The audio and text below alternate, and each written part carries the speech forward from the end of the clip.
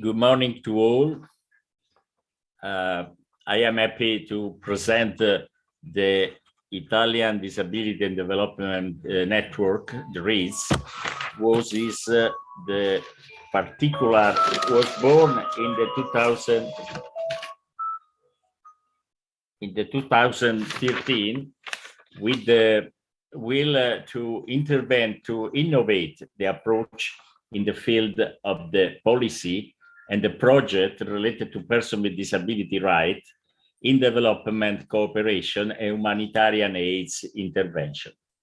The question is for this question is the clear how the members of the RIDS is 3 NGOs operating in the field of the international cooperation, AIFO, EducAid, and Ovci, and two organizations of persons with disability, DPI Italy and FISH. The projects that are elaborated together allow they have to have a planning from various points of view. Precisely because of the specific nature of the RIDS, is recognized as a privileged interlocutor by the Italian Development Cooperation, which involved it in definition of the action plan on disability and cooperation, and in the same time in the guideline for inclusion and the other steering committee document guarantee the mainstreaming of the right of persons with disability. It's also produced a manual on the methodology, on the principle of the inclusion of persons with disability, on the methodology related to international cooperation. RIDS is very active in international cooperation debate too. Our cultural, political, and technical point is based on the reference of the United Nations CRPD. The innovation approach started from a different perspective. We respected the condition of persons with disability. In the most widespread approach linked to a still prevalent medical individual model, persons with disability are vulnerable, fragile, people on whom action must be taken to provide above all answered to their need through health and assistance service. In practice, they are the subject of intervention decided by authors. His point of view, in the new reading of the RIDS, the condition introduced by the United Nations CRPD, these people are disabled and vulnerable by society.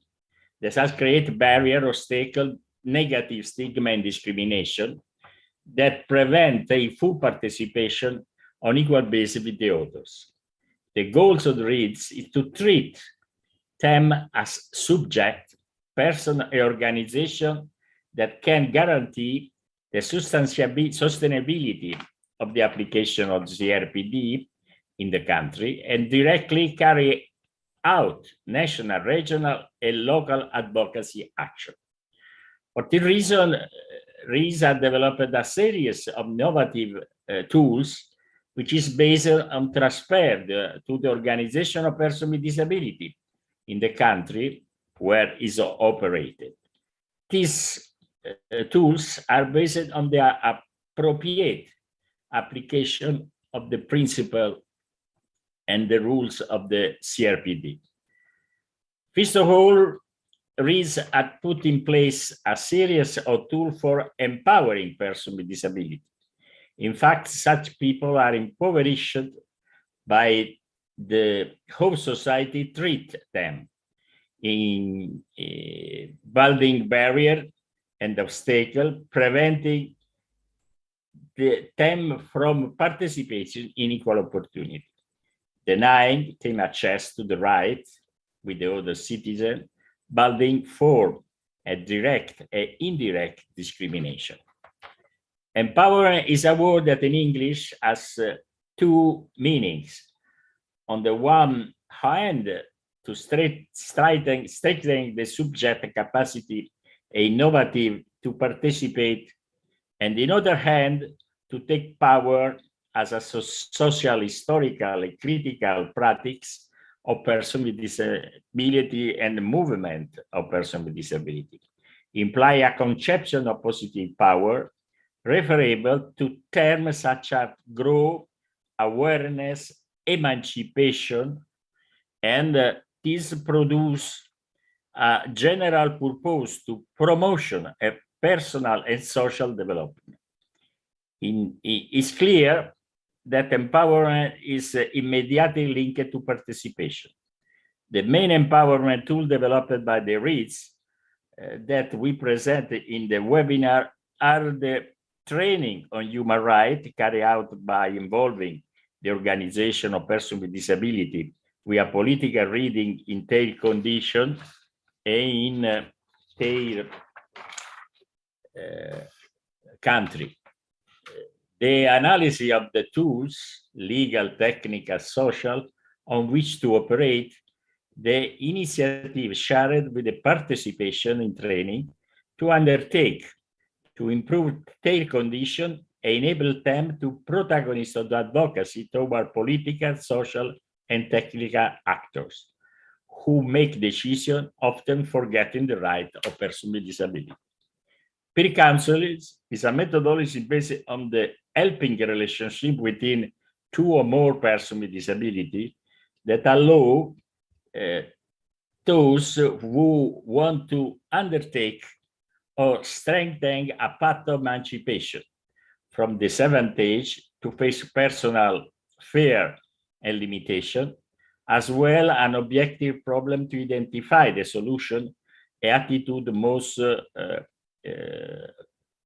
consonant in order to carry out personal life project. Parallel to peer counseling is balance of skill, a participatory assessment of skill, potential, and support tools that help persons with disability to promote and perceive themselves in a concrete skill in caring of various activities, especially in the workplace.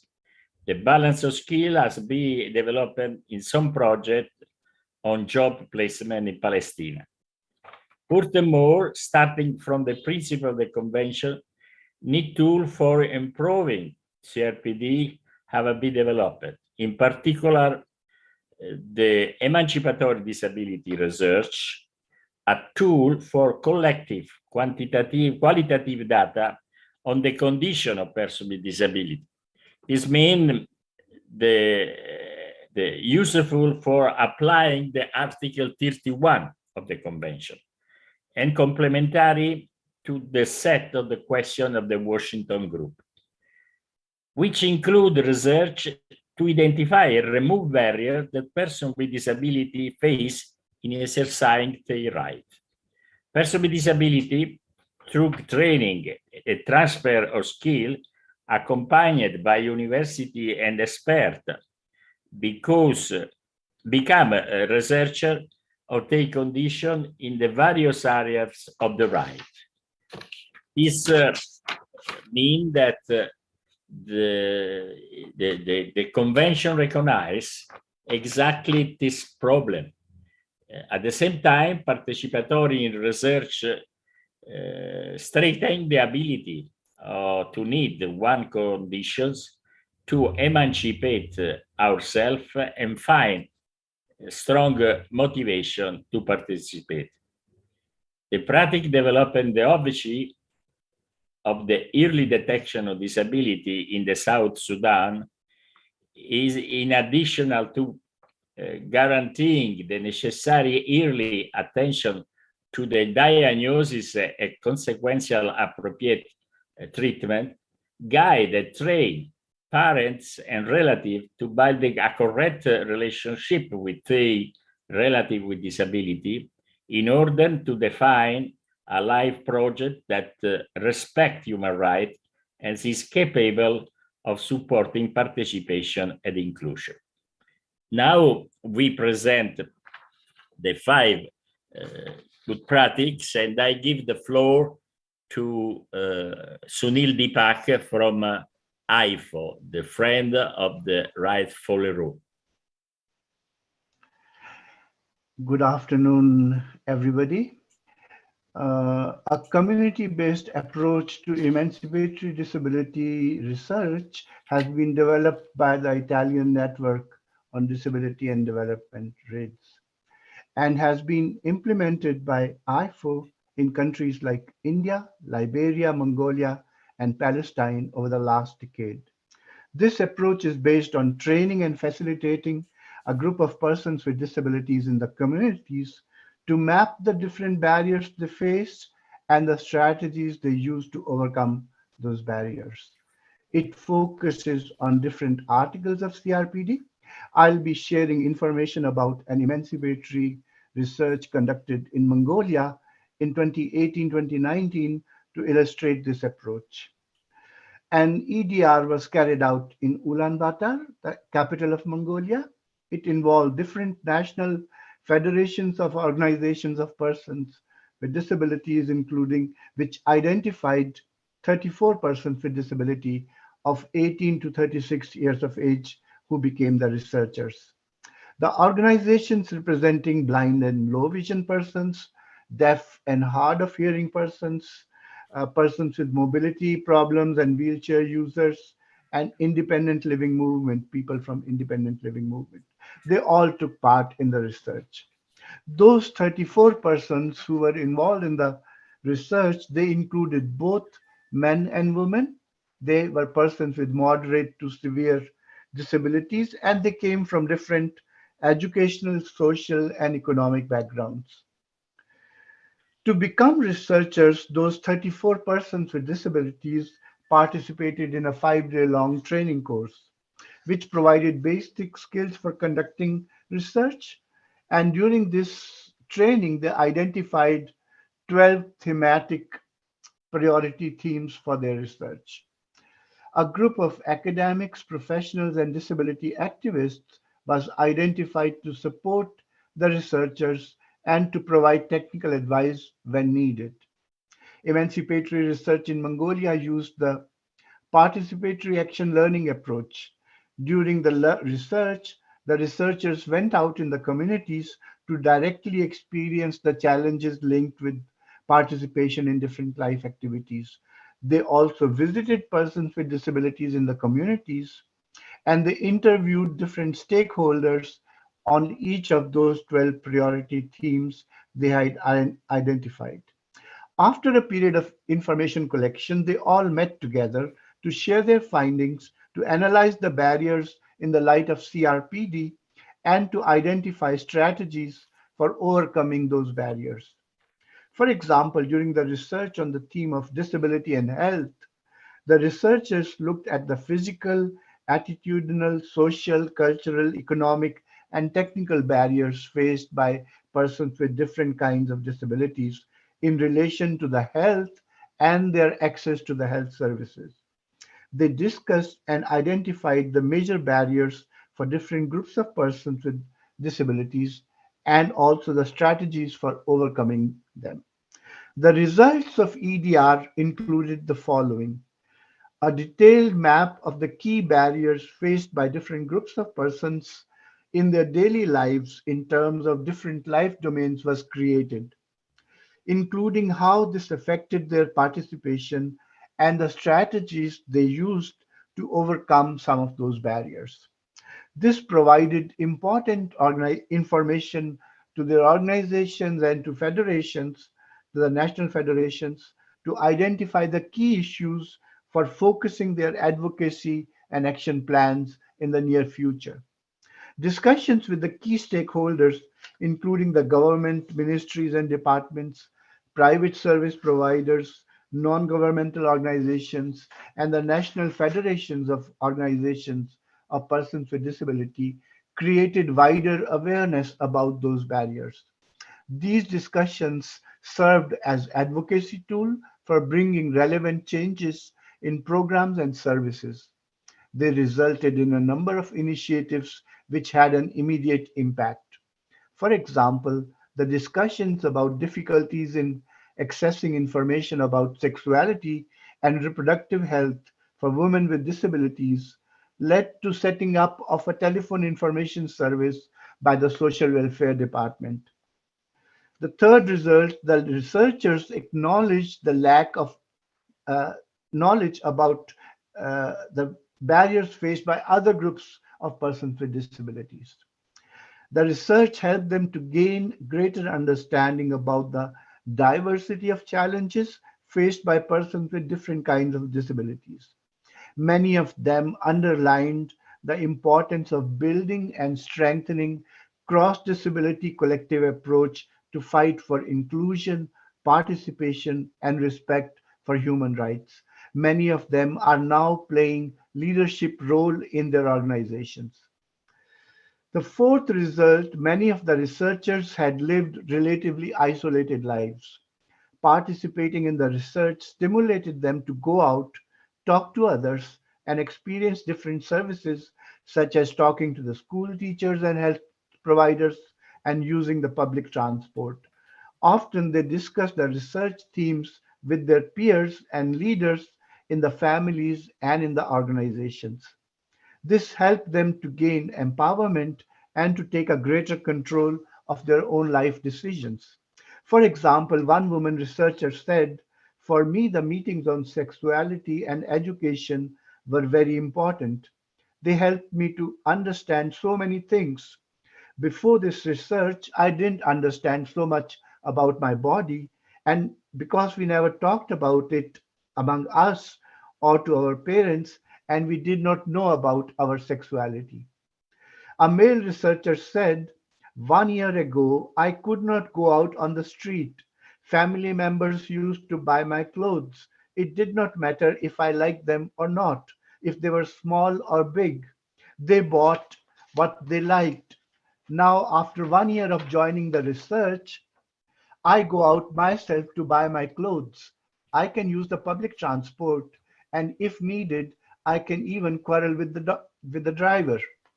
So, in conclusion, the community-based emancipatory disability research is a useful approach to promote the monitoring of CRPD implementation by persons with disabilities. At the same time, it strengthens their organizations and their national federations and gives them an understanding about the key issues facing them for focusing their advocacy and other activities. EDR should also be considered as a possible approach for strengthening CRPD monitoring in the international cooperation projects. You will now see a testimony of one of the researchers in the Mongolia Emancipatory Research Initiative. His name is Mr. Tamir Khu. Hello, my name is Tamir Khu. I'm working for Universal Progress Independent Living Center in Mongolia and since 2018. And before that time, I was staying at home. Mostly, I had no official work or any responsibility for others except my family members.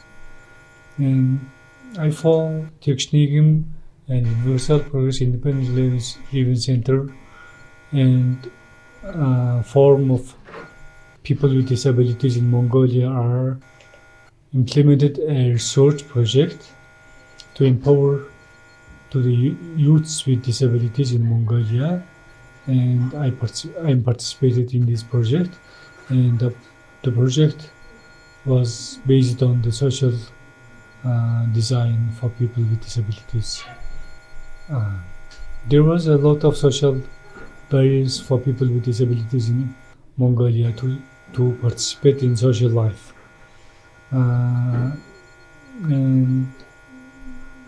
the project started in May 2018 and continued for 18 months. over 30 people with disabilities, with all type of different disabilities, participated in this project, and all of them were under 34 ages. And the project covers 12 topics, which are chosen by the project participants, and they are the topics are mostly based on mostly chosen based on their daily life barriers, problems, etc. And the topics, for example, the independent living, and access of technology, discrimination, sexual education, public transportation, social protection, and empowerment of people with disabilities, etc. After the project, the participants got a lot of progress their life, and they are encouraged and they are empowered in their selves. Some of participants now working in private and government sectors, and even two of our members becoming athletes, and even one of them are becoming Paralympic athlete for the Mongolian team. So this project affected to the youths with disabilities in Mongolia it was very effective. And for the advocacy work, Mongolian DPOs are mostly working for policies and government sectors to protect, to implement policy for people with disabilities. I wish success to the Global Disability Summit. Thank you very much. The first action that we introduce is following for the other issue. And I give the floor to Silvia Cutrera, that represents the Italian Federation to Overcoming the Handicap, speaking about the training. Good morning to everybody. In the RITS project, the association of the country where we are operating are an important resource to be exploited. In fact, it is only the voice of a person with disabilities that represent the rights of these people. The UN CRPD, in Article 4, Paragraph 3, acknowledges that in the development and the implementation of legislation and policies to implement the present convention, and in other decision-making processes concerning issues relating to persons with disabilities, state parties shall closely consult with and actively involve persons with disabilities, including children with disabilities, through their representative organizations. RITS has operated in various countries: Burkina Faso, El Salvador, Guinea-Bissau, Liberia, Morocco, Mongolia, Mozambique, Palestine, Tunisia, encouraging the construction of umbrella organizations of associations in order to strengthen their representativeness. It also built a human rights training model based on the CRPD, in which the participants are involved through active educational participation tools, like presentations by experts from the national movement, working groups, interactive dialogue, cooperative learning, multimedia tools. Direct dialogue with national and local institutions is encouraged during training. An activity plan with the national, both political, institutional, and internal to the association organization, is defined in a participatory form to guide the activities following the training. And this approach fosters a debate where new skills and young leaders emerge. The goal of this training method is to produce and strengthen the ability to directly play the role of advocacy towards institutions and civil society, both in the social and technical fields. The sustainability of a correct application of the UN CRPD is guaranteed by the organizations, if possible, together with associations of persons with disability and their families. Often, however, in developing countries, these organizations have very few opportunities to train and increase their skills and to learn about the international debate on their rights. READS also favors the connection with international and regional organizations of persons with disabilities and provides international documents useful for developing a debate on various rights, United Nations and agency, international and regional organization, etc. The presence of experts with disability in training offers a positive role model and stimulates the attendees' motivation to participate and be proactive. Thanks.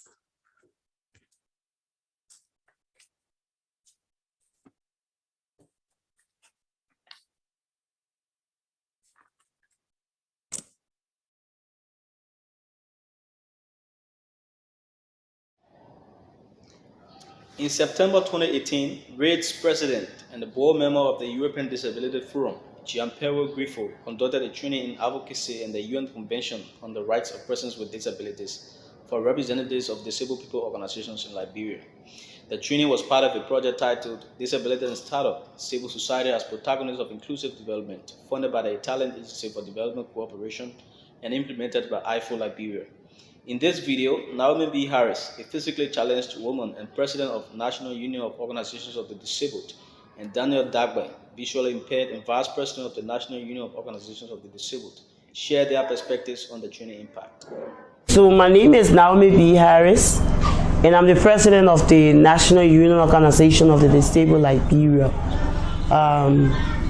The CRPD training that was conducted by Gianpiero talks about many components within the CRPD. The rule of law, accessibility, job, which is Article 27, the rule of law, Article 12, accessibility is Article 9, and Article 8, awareness. Awareness component, which is also media-driven, is one of those things today, as a result of that awareness position that was brought to us. Today we have a radio program on all of the radio stations in the 4 counties, Grand Jede, Nima, Bong, and Monserrato. Many of them that he talked about, one thing that really is working for me as a disabled woman is that the participation of women with disability, looking at the women with disability as a whole.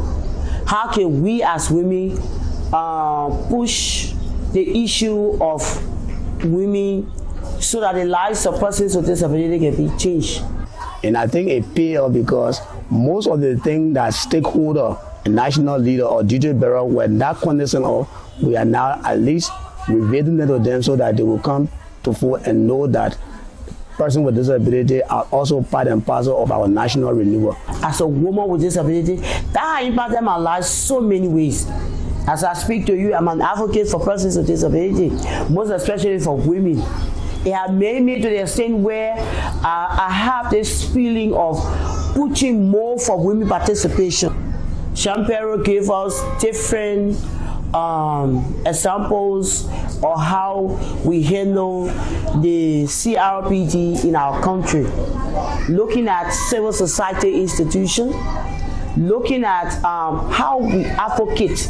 How do we do our advocacy? Is the government an enemy to us? That's something that I really learned, that the government is not an enemy, but rather the civil society and the government can work alongside. And the trainer at that time was also a disabled person. So we saw him as our kind, despite the fact he's from the other side of the land, but we saw him as our peer, because once it comes from your peer and that, you know, it makes you to feel more, it makes you realize and feel wanted in the society. Champero has done something so great that even those who participated in the training, I can remember, are now doing extremely well. As you look, this webinar is an expression about the contents of the organization, of the reads, the activity, and at the same time the testimony of the how this project produced change. The idea of peer counseling was born in the United States of America in the 1930s, and by two psychologists, Roger and Karkuf, who had verified that they were more effective than the operator in intervention to help people get out of the alcohol addiction if involved persons were formerly addicted to that type of drug. The battle of the independent living, born in Berkeley at the end of the 60s, on the last century, given birth by the Center for Independent Living, spread all over the world, where, in analogy of the anonymous alcoholist, the practice and the theory of the peer were developed. Counseling applied, peer counseling applied to persons with disability. DPI Italy introduced in Italy this tool on produced the first manual on the subject in 2006. Peer counselors are a person with disability with a good level of inclusion in society, who have received specific training in psychosocial and relationship skill and on the right of person with disability.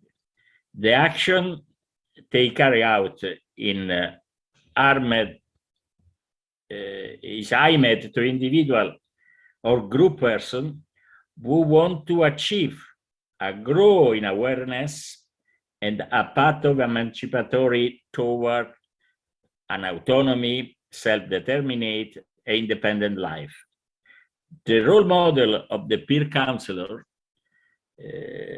as a person included in our community stimulate and motivate the skill and motivation of persons with disability implementing concrete empowerment action.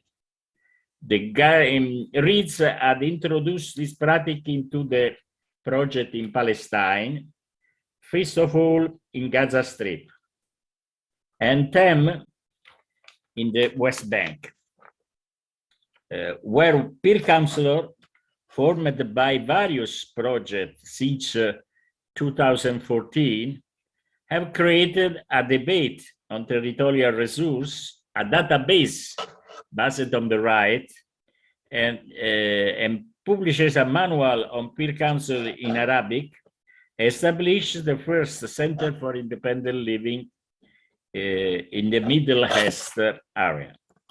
The center dedicated to Rita Barbuto, a trainer expert recently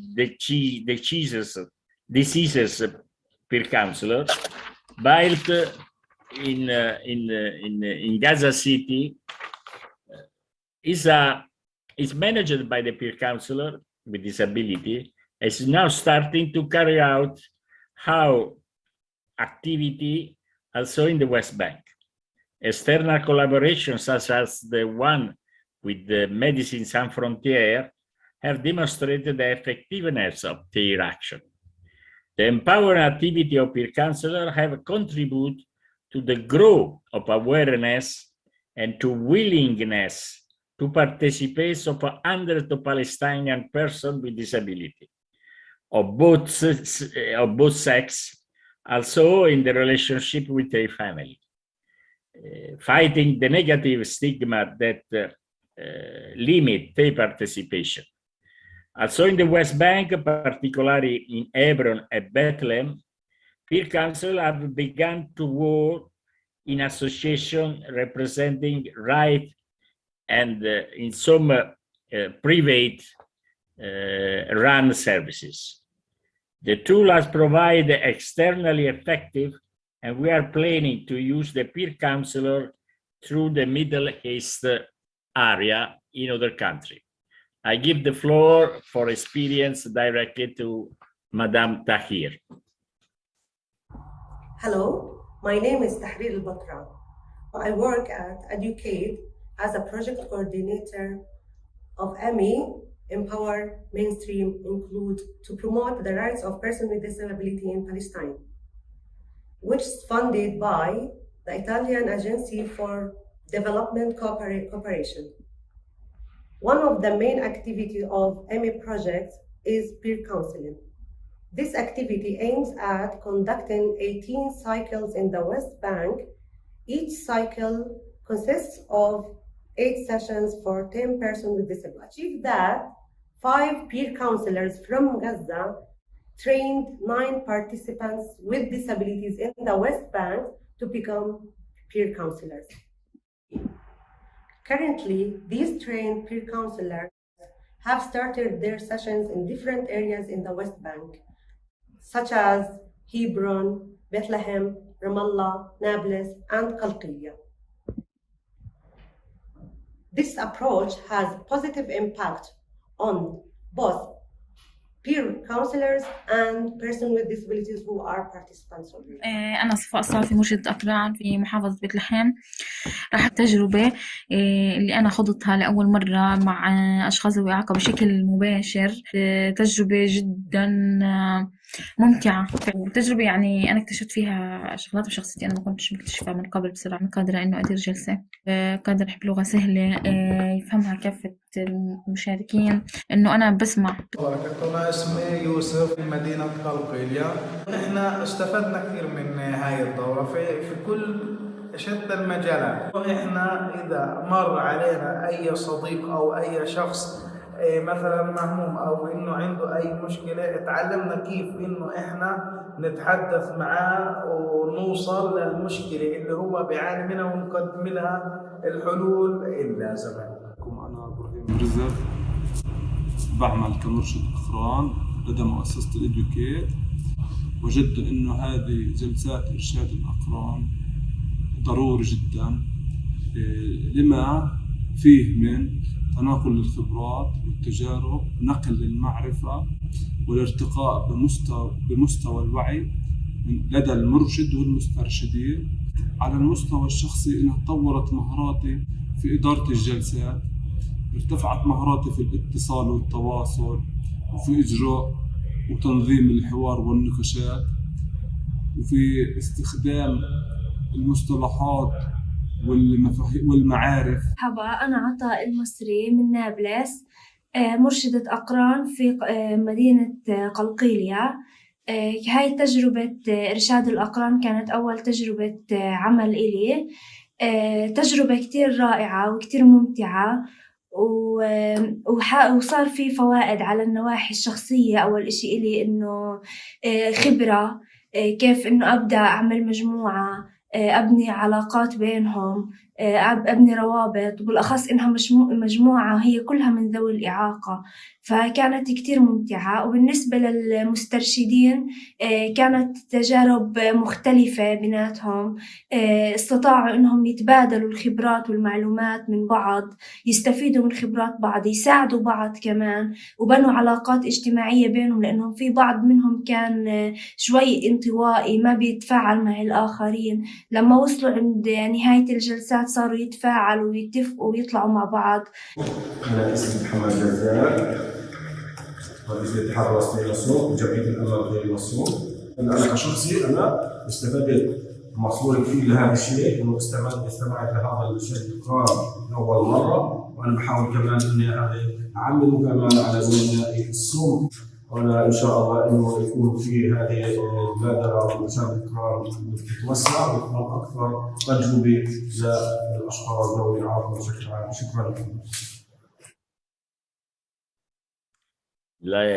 Le pratiche di peer counseling hanno prodotto vari risultati, in particolare proprio a Gaza City è nata un centro per la vita, in particolare in Gaza City, the Center for Independent Living is one of the results of the peer counseling activity. This center are presented by Youssef Andouma, is devoted to Rita Barbuto, recently died. مرحبا للجميع، أنا يوسف حمدونة، مدير منطقة غزة، بشتغل مع مؤسسة EducAid الإيطالية. مؤسسة EducAid الإيطالية هي مؤسسة غير ربحية غير حكومية، تأسست في العام 2000 ومقرها الرئيسي في إيطاليا في مدينة ريميني. مؤسسة EducAid الإيطالية تعمل في العديد من الدول في مجال التعاون الدولي في حقل التربية والحقل الاجتماعي. تعمل أيضا في فلسطين في شقي الوطن، الضفة الغربية وقطاع غزة منذ العام 2002-2003. تهدف مؤسسة EducAid الإيطالية من عملها إلى الحد من المعيقات والصعوبات التي يواجهها الأشخاص ذوي الإعاقة في سبيل الاندماج الكامل في مجتمعاتهم. تحديدا في قطاع غزة في العام 2018 قامت مؤسسة EducAid الإيطالية بالشراكة مع الشبكة الإيطالية للإعاقة والتنمية ريدز والعديد من الشركاء الإيطاليين والمحليين بتنفيذ مشروع نوعي ومبتكر لخدمة الأشخاص ذوي الإعاقة في قطاع غزة. بيهدف هذا المشروع اللي هو مشروع أيكان أنا أستطيع والممول من الوكالة الإيطالية للتعاون الإنمائي، يهدف هذا المشروع لتعزيز الإدماج الكامل للأشخاص ذوي الإعاقة، بالأخص النساء ذوات الإعاقة في المجتمع الفلسطيني، من خلال إنشاء مركز للحياة المستقلة للأشخاص ذوي الإعاقة. المشروع هذا هو مشروع نوعي فعلا في البيئة الفلسطينية، لأنه هو مشروع بالأساس لا يعتبر الأشخاص ذوي الإعاقة مستفيدين من التدخل، ولكن يعتبر الأشخاص ذوي الإعاقة هم صناع التغيير، هم قادة التغيير المنشود من هذا المشروع، على اعتبار أن هذا المشروع تم التخطيط له بناء على بحث تحرري قاموا فيه الأشخاص ذوي الإعاقة أنفسهم. هذا البحث التحرري قام برصد العديد من العوامل المعيقة للإدماج الكامل للأشخاص ذوي الإعاقة في المجتمع الفلسطيني، تحديدا في قطاع غزة. وبالتالي تم التفكير بعمل مشروع يحاول أن يرد أو يعالج هذه القضايا التي تم رصدها في هذا البحث التحرري. هذا المشروع عمل على تأسيس مركز الحياة المستقلة كما قلت سابقا. هذا المركز، داخل هذا المركز من يعمل فيه، من يقدم الخدمات فيه للأشخاص ذوي الإعاقة هم الأشخاص ذوي الإعاقة أنفسهم، أشخاص من ذوي الإعاقة الذين وصلوا إلى مرحلة متقدمة من التحرر والتمكين، ما يمكنهم أن يكونوا ملهمين لغيرهم لأقرانهم من الأشخاص ذوي الإعاقة للانخراط في عمليات تمكين من أجل التحرر ومن أجل الاستقلالية وتقرير المصير ومن أجل المطالبة بشكل أفضل بحقوقهم كأشخاص ذوي إعاقة في المجتمع الفلسطيني. أترك الكلمة لزميلي أسامة أبو صفر مرشد أقران داخل المركز الحياة المستقلة، والذي تم تسميته مؤخرا مركز ريتا بربوتو للحياة المستقلة. أسامة مرشد أقران داخل المركز، وهو الآن رئيس مجلس إدارة هذا المركز، على اعتبار أنه هذا المركز تم تأسيسه ضمن هذا المشروع، وفي نهاية هذا المشروع يهدف لاستقلالية لهذا المركز. هذا المركز الآن بصدد تسجيله كDPO فلسطينية مستقلة يقودها الأشخاص ذوي الإعاقة أنفسهم. وفي هذا الصدد سوف يتحدث معكم بإسهاب أكثر زميلي أسامة أبو صفر، سوف يتحدث عن الخدمات التي يقدمها المركز وعن المركز كما ينظرون له كأشخاص فلسطينيين في هذه البيئة الفلسطينية. شكرا جزيلا لكم. شكرا للزميل يوسف حمدونة، وشكرا كبير لكل الجهود التي تبذل من أجل أن نكون نحن الأشخاص ذوي الإعاقة مستقلين ومقررين في مركز ريتا بربوتو للحياة المستقلة. معكم أسامة أبو صفر مرشد أقران في مركز الحياة المستقلة، وإن شاء الله سأكون رئيسا لمجلس إدارة هذا المركز. بداية، مركز ريتا بربوتو للحياة المستقلة أحد أهم إنجازات الأشخاص ذوي الإعاقة، خاصة في العام 2022. يعني بالمناسبة أنه هذا المركز هو يعتبر المركز الأول من نوعه على مستوى الشرق الأوسط، كونه يعني يعالج قضايا ويخدم في قضايا لها علاقة بإرشاد الأقران. هذه النهج وهذه الطريقة التي تدربنا من خلالها وتتلمذنا من خلالها على يد الخبيرة الإيطالية ريتا بربوتو والخبير الإيطالي جامبيرو ومجموعة كبيرة من الخبراء الذين أشرفوا من خلال التعاون الإيطالي ومن خلال الإديوكايد على تدريب وصقل مهارات وقدرات الأشخاص ذوي الإعاقة. مراكز الحياة المستقلة المنتشرة حول العالم، يعني نحن نعتبر كواحدة من هذه المراكز التي ستشارك في أن يكون للأشخاص ذوي الإعاقة في قطاع غزة نصيب من الاستقلالية والاعتماد على الذات والقدرة والإدماج ضمن إطارات المجتمع وتحولاته.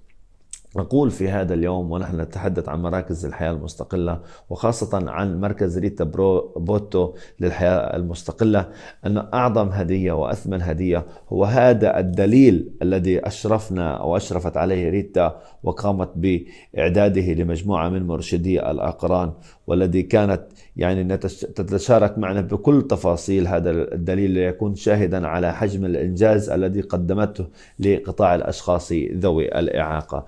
أقول أن مركز الحياة المستقلة في قطاع غزة أو في فلسطين على وجه بشكل عام هو من أحد المراكز التي باتت ملهمة للعديد من الأشخاص ذوي الإعاقة، كونه يخدم في مختلف قضايا الإعاقة ويقدم رزمة من الخدمات التي تعنى باستقلالية واعتماد الأشخاص ذوي الإعاقة. وهذه الرزمة لها علاقة مباشرة بخدمات العلاج الوظيفي وخدمات الإرشاد الوظيفي والدور المباشر للأخصائية الاجتماعية التي تقوم بصياغة هدف الحياة المستقلة للأشخاص ذوي الإعاقة، وأيضا ورشة الأدوات المساعدة التي تقدم يعني وتقوم بجزء كبير من تطويع الأدوات المساعدة لمساندة ومساعدة الأشخاص ذوي الإعاقة في مشاريع حياتهم المستقلة. يعني اليوم نقدم هذه الخدمات المختلفة لنتمتع نحن كأشخاص ذوي الإعاقة وذوات الإعاقة باستقلالية كبيرة واعتماد كبير، ونندمج وندرج في إطار هذا المجتمع وتحولاته. كما لدى مركز ريتا بروتو للحياة المستقلة مجموعة من الشركاء المحليين، يعني من ضمنهم المنتدى الاجتماعي التنموي وجمعية الأمل للتأهيل في رفح، يعني شركاء نعتمد من خلالهم على بناء العلاقات وتوطيدها مع كافة المؤسسات، وتفتح لنا آفاق كبيرة مع هذه الشركات من خلال توطيد هذه العلاقات مع هؤلاء الشركات. ما يسعفني من خلال هذا المؤتمر أنا أقول أن جمل وعبارات قالتها ريتا عبر هذا الدليل البسيط، أنها قالت عدة مرات لكافة المرشدي الأقران في كيف نقود عملية التحرر والوعي والمسؤولية. نقودها من خلال أننا يجب أن نعلم أن التمكين ليس لحظي، وإنما الرغبة تبدأ بدون ضمانات أو يعني لا يمكن إرضاؤها، وتسمح بكسر عالم المستحيل. من المهم أن أستذكر عبارات ريتا بروتو التي دائما لطالما قالتها ونحن نستشعر بها، أن المرشد والمسترشد متساوون في الكرامة، هويتان وموضوعان وعالمان. وبالتالي اليوم نحن نقدم للعديد من الأشخاص ذوي الإعاقة عالمنا في إرشاد الأقران الذي تتلمذنا عليه منذ بدأنا في سرد خبرات وتجارب عاصرناها مع ريتا بروتو في مركز الحياة. أشكركم على إتاحة هذا المجال وهذه المساحة لنا بالمشاركة، وأقدم لكم تحيات فريق مركز ريتا بروتو للحياة المستقلة. وهذه تحياتي من فلسطين، أسامة أبو صفر، مرشد أقران في مركز ريتا بروتو للحياة المستقلة.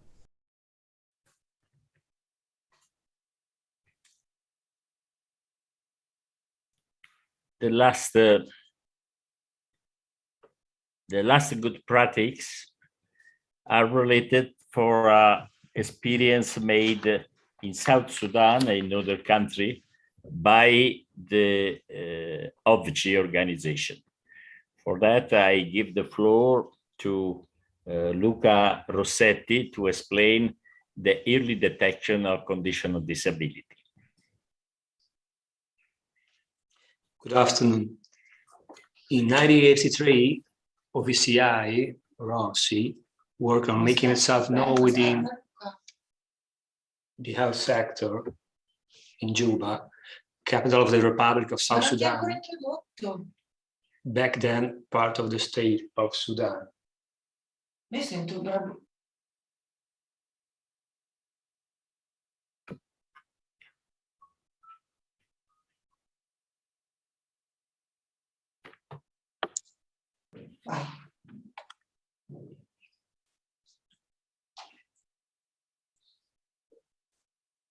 Good afternoon. In 1983, Ovci worked on making itself known within the health sector in Juba, capital of the Republic of South Sudan, back then part of the state of Sudan, spreading information about the possibility for children with disabilities to be treated for their disability has been really difficult. We are talking about a time where children with disabilities were usually home locked, and the stigma around disability was unavoidable. Since the beginning, involvement of families, since the beginning of its activity, was very important in order to offer competencies and capabilities to children's caregiver. As activities kept growing, Ovci started a permanent and continuous training on early detection of disabilities towards all health personnel in Juba and Central Equatorial State, particularly towards rehabilitation staff. Thus, the natural step forward was the implementation of rehabilitation personnel number in South Sudan. To do so, Ovci in 2006 started supporting a university degree course in rehabilitation studies. Non so cosa è successo. All these activities assured a good referral system in Juba and Central Equatorial State for the specialized treatment to children with disabilities. That's the reason why, in the case we're going to see now, the Juba Teaching University Hospital immediately adesso vedo di uscire e di referred the entrare. patient to Sratuna Rehabilitation Center. A solid referral system, in fact, is paramount to assure specialized assistance. A good practice here presented by Ovci is based on early detection of disabilities and families' involvement. Thank you for your attention.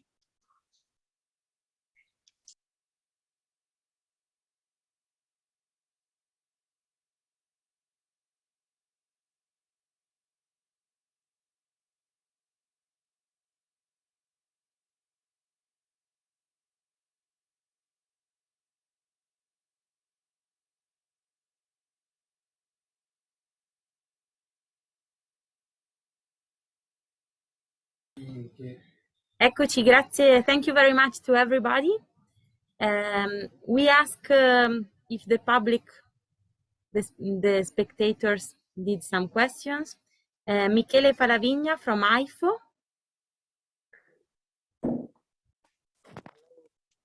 My name is Michele Falavigna. I'm very pleased to be here with you.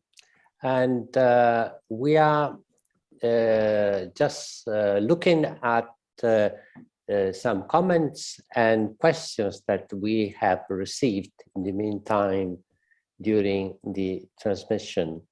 But I'm asking now the regie, the organizers, whether we have to still pass the video from South Sudan about the early detection.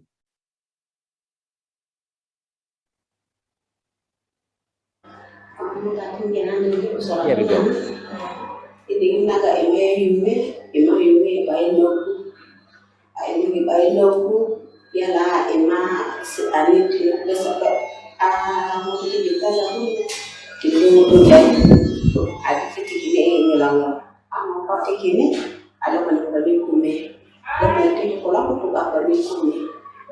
Yala anane jadi nampandada kamu tuh napa nanti untuk sholat tuna hanya di mana kamu napa pada sholat tuna ke imam boko ya apa oleh apa lamu ya apa ada di mana ka ibu boko ni apa ada punya khusus dia ada longgar boko meski lain iroro mana tuh sejauhnya untuk Kampala Moses pada bapak di sana mataran, kayak kemudian ini bilang, aku bukan orang di Mongolia, kok imai orang jadi sendiri kalau mana kalau dia jauh kayak itu kok nggak ini mana emang aku lu buku dulu, cara ini mana alas buku yang tidak, dia ada borla emang, kemudian ada ini borla ibai kume, dari itu ibai kume, alas Mini diet aneh dan ade, osorat nang mongara kena kari, dojo kono tomoren nega, ketia jam mana emah begini dulu jam, yang lain buku ada ni mana osorat nang ketia awalnya ade, mana ketia tutul, ini piring naga itu osorat aja, jadi osorat mana gandanu, mana kita alam pada ni umurnya. Ada kok yuje anak karena ada kok jongi ada kok reji orang kok meski ada kok kali kali amelia pada nala kangana amelia na amo kipeti kini ke buat ko jongi yala pana moto kali ko hela jongi moto moto na ko sukuru na juga ada timu ko kali tin sawah menjadi emang kado yang di sekolah ini usaha yang baik nanti di emang suku malah nanti itu kuli naga di usaha yang mengarakan mana kalau musuh tertorenya ya dalam bangkai ngarakan emang ini ya panggilin agar di kolon itu satu-satunya emang video mana emang itu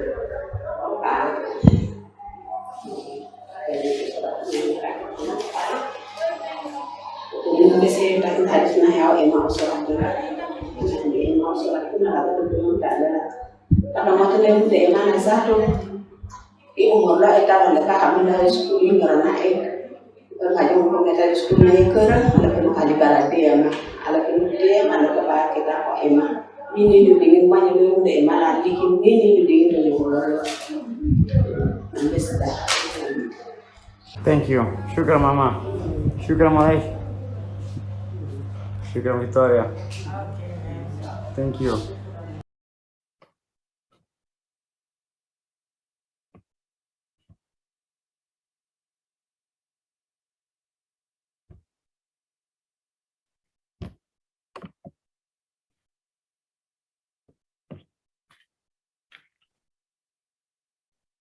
Hello. I was mentioning before the video that we have received some comments as well as a few questions. Some comments that came straight to my heart were comments of people who have participated to emancipatory disability researchers in all continents. And they do testify that just to be involved in that experience has changed their life. I'm quoting the words. An example comes from Guyana, South America. Secondly, I do have a question, which is actually kind of summing up the different examples that were given. And the question is, what impact has produced the Italian network on disability and development, RIDS, practices that have been presented here? And this question, I think, will be addressed to Giampiero Griffo. Although we can't see the image, we will listen to him through the audio. Giampiero, can you give us some examples of the impact that RIDS promoted practices have produced throughout the countries? The impact of our new strategy are based on the idea that persons with disability are not object of intervention, but subject of intervention. As you can listen in the experience that we show, the person receive empowerment to be active in society, to participate, to be really have a capacity to make in the organization of the entire life an emancipatory approach. And the result is that in all countries that we're working, we have developed a more strong movement of persons with disability. This means more able to have an important advocacy role toward the government, toward the technical, toward the social society, and that is very important to understanding. This really is the application of the convention, United Convention on the Right of Persons with Disability, because the conventions speak about the full participation on equal basis with the others. And we're working exactly to permit that person to be protagonist. And it's very clear for us that when person with disability, organization of person with disability participate with a competent voice in the discussion related to their right, the movement, the person with disability produce innovation. Innovation on the issue, on the regard, on the solution. And that is exactly the spirit of the convention and the action that we try to transfer in the country where we live through the movement of persons with disability.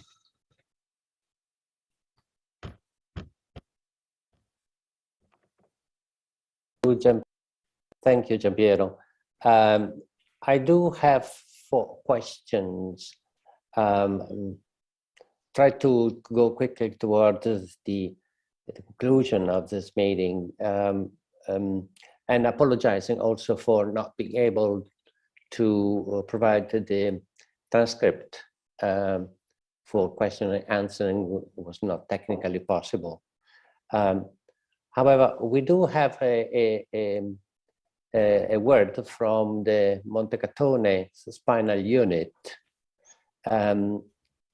and they refer to a peer counseling program that was conducted by DPI Italy according to their manual that was mentioned by Giampiero. And they would like to learn more from international experiences on peer counseling.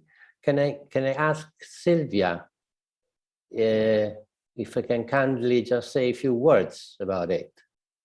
Thank you.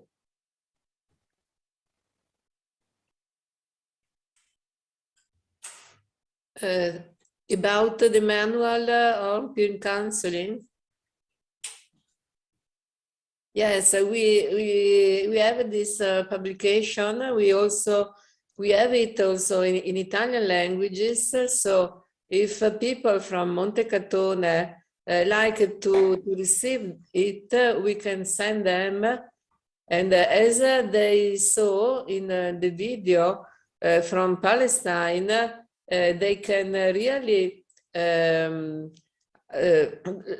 they can really have the taste of the change in the life of person with disability through this methodology that is really important for people with disability.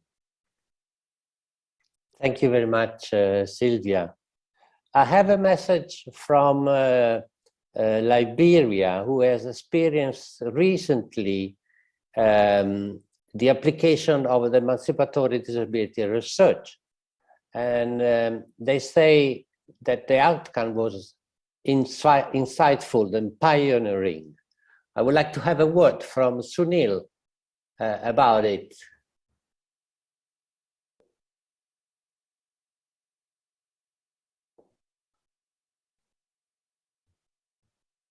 Microphone, please. Oh, we can't listen.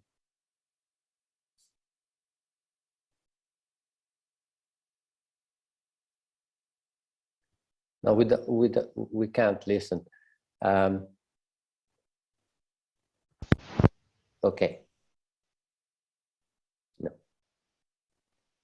Okay, I apologize for all these technical problems that happens when we organize complex events. In the meantime, I would say we have a steady number of people has been following the event, and more are listening also to this and participating. Michele, yes, I want to respond to 2 questions. The first is related about what's happening in the other country about the peer counseling. The peer counseling is a methodology, but in the same time need to take in account the differences in the various countries. Because, for example, in Palestine, the peer counselor have a role not only with the person, but with the family, because the family have an important role on the life of the members of the family, and to have an impact to change mentality and the perspective of the family as a very important. Liberia, we have made a research related with the different issue, because we try to investigate about the mental health problem. This means any research, any tools are customized related to the country cultural approach, because you need to have effective, not only with a methodology, but with a correct approach, with the cultural and institutional framework where the tools are developed. Yeah, thank you. Thank you, Giampiero. I do have also a few more comments from Angel Nkoa. I'm very exciting for these realizations or this presentation of tools about persons with disabilities. And I showed that ANAPAC and government of Cameroon have more to do. Is a comment. And we all encourage all governments that there is more to do, definitely around the world. From my side, I finished with the question. Please, okay. Giampiero. I wanted only to make the last words, but Cameroon is an example incredible. In the Cameroon, we now have a project. In the Cameroon, we have a connection with the Alliance of the Organization of Persons with Disability, and we work at a distance with the frequently connection by the WhatsApp mobile. In the last 2 years, we tried to develop a project, but are not financed by the Italian Cooperation Agency. But the movement are so able to use the information that we transfer to the movement that in 2 years, after 8 years of waiting about the ratification of the convention, in December, the ratification was made by the government. And that is exactly one of the issues that I think a good result. Our work, our tools are tools that function even in this form.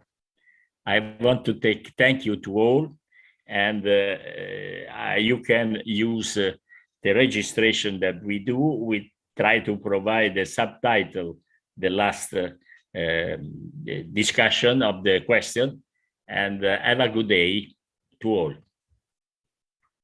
Thank you. Thank you.